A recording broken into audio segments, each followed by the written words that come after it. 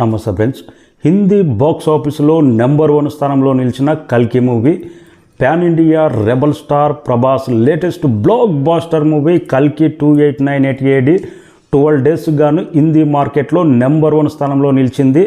2024లో release అయిన అన్ని movies కల్లా Hrithik Roshan fighter movie Hindi net 220 కోట్ల నెట్ గ్రాస్ ఉన్నది. ఆ రికార్డును జస్ట్ 12 daysలోనే ప్రభాస్ నటించిన లేటెస్ట్ బ్లాక్ బాస్టర్ కల్కి 230 కోట్ల నెట్ గ్రాస్ సాధించి బిగ్గెస్ట్ నెంబర్ 1 తనదే అని మరొకసారి నిరూపించుకున్నాడు.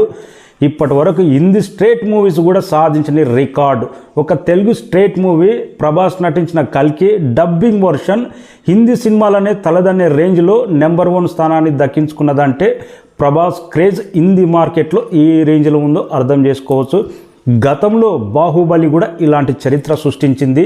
ఫస్ట్ టైం హిందీ సినిమాలకే సాధ్యం కాని రికార్డు నెలకొల్పింది. హిందీలో అప్పట్లో 500 కోట్ల నెట్ గ్రాస్ సాధించవచ్చు ఒక హిందీ మార్కెట్లో అని ఫస్ట్ అలాంటి రికార్డు సాధించింది బాహుబలి. మళ్ళీ 2024లో హిందీ మార్కెట్లో నెంబర్ 1 స్థానం నాది అని బాక్స్ ఆఫీస్ చరిత్ర తిరగరాసింది కల్కి మూవీ.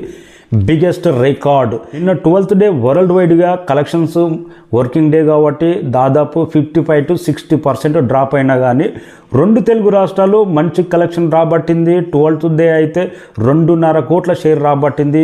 మేజర్గా నైజాం నుంచే 1 కోటి షేర్ రాబట్టింది.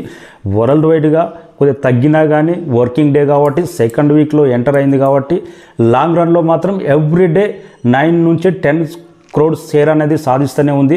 బెస్ట్ కలెక్షన్స్ నమోదు అవుతూనే ఉంది.